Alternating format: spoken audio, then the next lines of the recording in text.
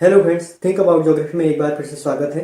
हम जो है ग्रीक ज्योग्राफरों को अभी तक देख चुके हैं और ग्रीक ज्योग्राफर में अभी स्ट्रैबो बचे हुए हैं। तो स्ट्रैबो का अध्ययन हम अलग से वीडियोस में करेंगे, क्योंकि स्ट्रैबो का योगदान जो है एक तो महत्वपूर्ण योगदान है और साथ ही साथ वो जो है रोमन पीरियड में आने वाले भूगोलवेत्ता है। हालांकि वह ग्रीक ज्योग्राफर है, लेकिन जो उन्होंने काम किया है वो रोमन ज्योग्राफरों के साथ किया हुआ है, तो उनका अध्ययन हम अलग से करेंगे। तो चलिए, हमने जितने भी भूगोलवेत्ता अभी तक देखे हैं उन सबको हम जो है आज समग्र रूप में देख रहे हैं, यानी कि एक ही वीडियोस में उन सभी के जो पॉइंट्स हैं, मुख्य मुख्य बिंदु हैं, उन सभी को हमने जो है इसमें समेकित कर रखा है। तो चलिए ऑल इन वन आज हम देखते हैं। तो ग्रीक भूगोलवेत्ता समग्र अध्ययन। जो ग्रीक का पीरियड था हमने पहले बता चुके हैं, 6 BC से लेकर 3 BC। जो ग्रीक्स का पीरियड है यानी कि टाइम पीरियड है वो 6 BC से लेकर 3 BC तक है। इसमें सबसे पहले होमर, फिर Thales, Anaximander, Hecataeus, Herodotus, Sikandar, Eratosthenes, Hipparchus और पोसिडोनियस आते हैं और पोसिडोनियस के बाद स्ट्रैबो आएंगे। देखिए, Homer, Thales, Anaximander, Hecataeus, Herodotus, Sikandar, Eratosthenes, Hipparchus, Posidonius और स्ट्रैबो और ग्रीक ज्योग्राफर खत्म हो जाते हैं। उसके बाद सबसे पहले होमर के बारे में हम देखते हैं। होमर ने बुक लिखी है इलियड और ओडेसी। इन्होंने इलियड और ओडेसी एक बुक लिखी है, जिस बुक में ट्रोजन के युद्ध के विषय में इन्होंने बताया था। वो क्या था? War of Trojan. ट्रोजन के युद्ध के विषय में वह बुक थी। इन्होंने 4 प्रकार की हवाएं इस बुक में बताई थी, जिसमें बोरस, यूरस, नोटस और जेफायरस है। बोरस, यूरस, नोटस और जेफायरस। बोरस उत्तर की हवा है, यूरस पूर्व की हवा है, नोटस दक्षिण की और जेफायरस पश्चिम की हवा है, जिसकी विशेषताएं हम पढ़ चुके हैं। तो इसको याद करने का एक तरीका है, बी से बी, बोरस से, यूरस यानी कि ई, नोटस एन और जेफायरस जे। तो इसको बेंज करके भी हम याद रख सकते हैं, बेंज करके इसका सॉफ्टवेयर बना सकते हैं। थेल्स, थेल्स जो है गणित में 6 प्रमेय के लिए जाने जाते हैं। थेल्स ने गणित में 6 प्रमेय दिए हैं और पृथ्वी की माप का श्रेय जाता है। थेल्स को पृथ्वी की माप का श्रेय जाता है और गणितीय भूगोल के संस्थापक कहे जाते हैं। और थेल्स ने एक सूर्य ग्रहण की तिथि 5 मई 585 ईस्वी पूर्व ही बता दी थी।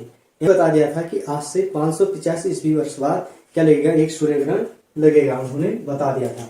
थेल्स के बाद जो भूगोलवेत्ता आते हैं वो एनाक्सिमेंडर। एनाक्सिमेंडर का जो योगदान है नोमेन के लिए जाना जाता है। नोमेन क्या था? एक बेबीलोनियाई यंत्र था। नोमेन क्या था? बेबीलोनियाई यंत्र था जो एक घड़ी का काम करता था, यानी कि घड़ी यानी कि दिशा और घड़ी, शंकु के आकार का जो एक सूचक यंत्र था, उसे क्या किया जाता था? समय का निर्धारण किया जाता था। गणितीय भूगोल के संस्थापक इन्हें भी कहा जाता है। तो थेल्स और एनाक्सिमेंडर दोनों को क्या कहा जाता है? गणितीय भूगोल के संस्थापक। जैसा कि मैंने बताया था कि जो एनाक्सिमेंडर है वो किसके शिष्य हैं? थेल्स के ही शिष्य हैं। तो थेल्स ने जो है गणित में अपना बहुत सारा काम किया है, परिमेय दिए हैं।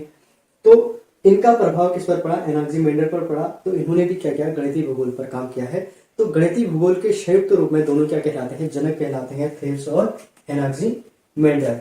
और एनाक्सिमेंडर को कॉस्मोलॉजी का जनक कहा जाता है, यानी कि ब्रह्मांड विज्ञान का जनक कहा जाता है, फादर ऑफ कॉस्मोलॉजी कहा जाता है। और एनाक्सिमेंडर के बाद हिकेटियस आते हैं। तो हिकेटियस ने एक पुस्तक लिखी है, जे स्पेरियोडस या जे स्पेरियोडोस, किसी भी नाम से ये बुक आपको दिख सकता है। तो जे स्पेरियोडोस और या जे स्पेरियोडस हिकेटियस ने लिखा है। और जो इनका काम है वो पेरीप्लस कहलाता है। जो इन्होंने काम किया है उसको क्या कहलाते हैं? पेरीप्लस कहते हैं। पेरीप्लस का मतलब है कि इन्होंने तटीय भागों पर काम किया है, यानी कि जो समुद्र के तट होते हैं, सागरों के तट होते हैं, तो उन सभी तटों पर इन्होंने क्या किया है?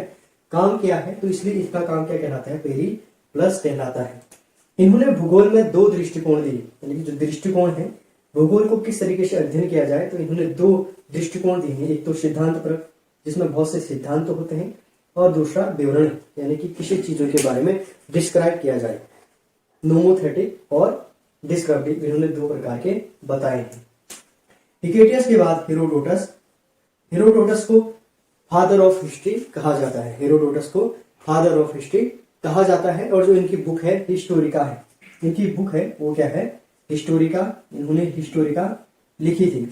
मिस्र नील नदी का उपहार, यानी आपसे पूछा जाता है, अदर एग्जाम के लिए भी बहुत इंपॉर्टेंट है, तो याद रखना, इसको बार बार दोहरा रहा हूं। मिस्र नील नदी का उपहार है, किसने कहा? तो ये कहा है हेरोडोटस ने।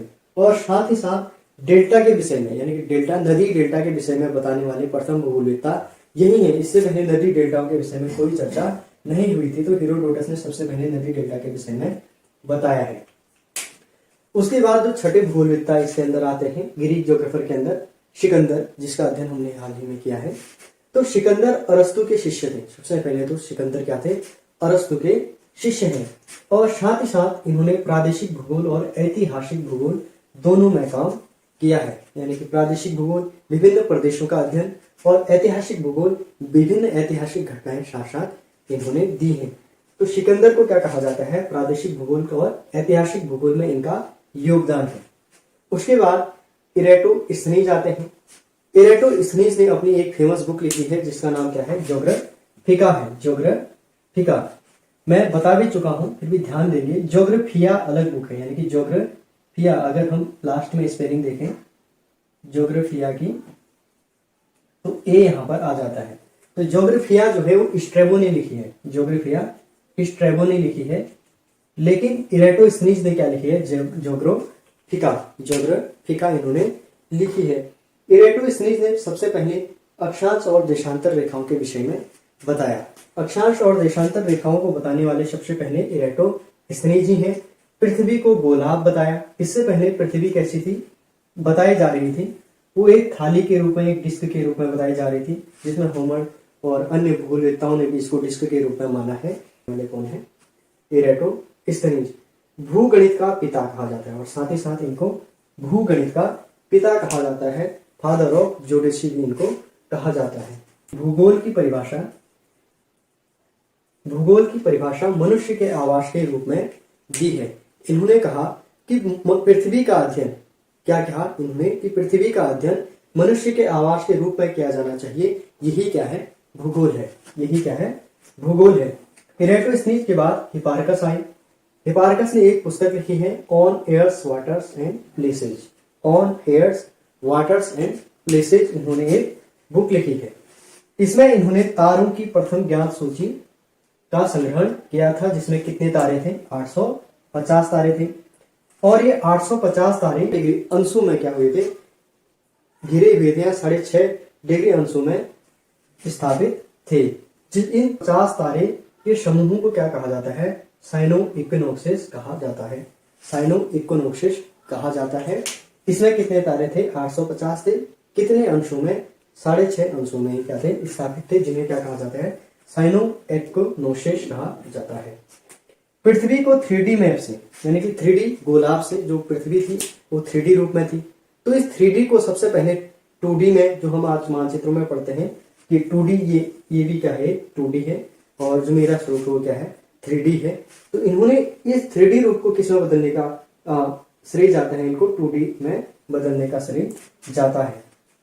इन्होंने एक एस्ट्रोलाब नामक यंत्र का आविष्कार किया है। इनका जो आविष्कार है वह है एस्ट्रोलाब नामक यंत्र।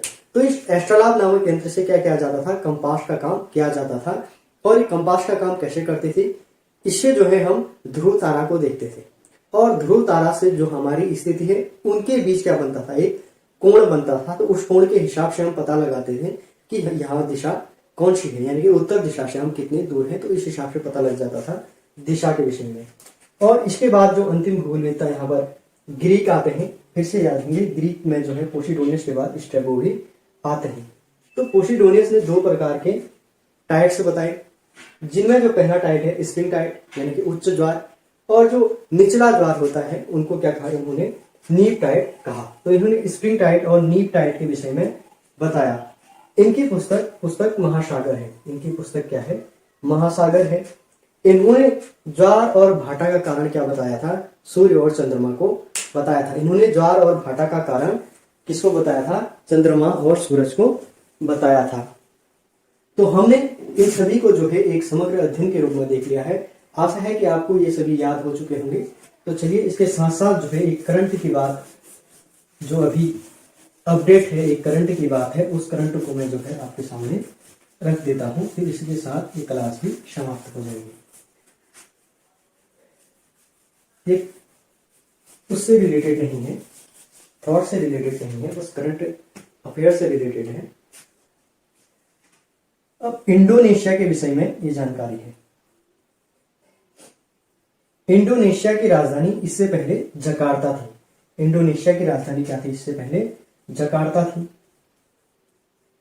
लेकिन अब इस राजधानी को जकार्ता से हटाकर कहां बनाया जा रहा है? ब्रुनई द्वीप में, ब्रुनई द्वीप में कहा? नुशांतरा। उसका नाम क्या होगा? नुशांतरा। नुशांतरा। तो इंडोनेशिया की जो नई राजधानी है वो क्या है? नुशांतरा है। अब इंडोनेशिया की राजधानी जकार्ता से हटाकर नुशांतरा करने के कारण है। तो जकार्ता से हटाने के कारण यहाँ पर दो कारण हैं, जिनमें पहला कारण है यहाँ की पॉपुलेशन बहुत ज्यादा हो चुकी थी, यानी कि पॉपुलेशन डेंसिटी या जनसंख्या घनत्व का वृद्धि, जनसंख्या घनत्व में वृद्धि, जनसंख्या घनत्व में वृद्धि। और जो दूसरा कारण है वो है पॉल्यूशन, यानी कि प्रदूषण। जनसंख्या अधिक बढ़ेगी तो उद्योग भी स्थापित होंगे, और उद्योगों के स्थापन से क्या हो जाता है? प्रदूषण हो जाता है। तो यही दो कारण हैं जिससे इंडोनेशिया की राजधानी जकार्ता से हटाकर कहाँ की गई है? नुशांतरा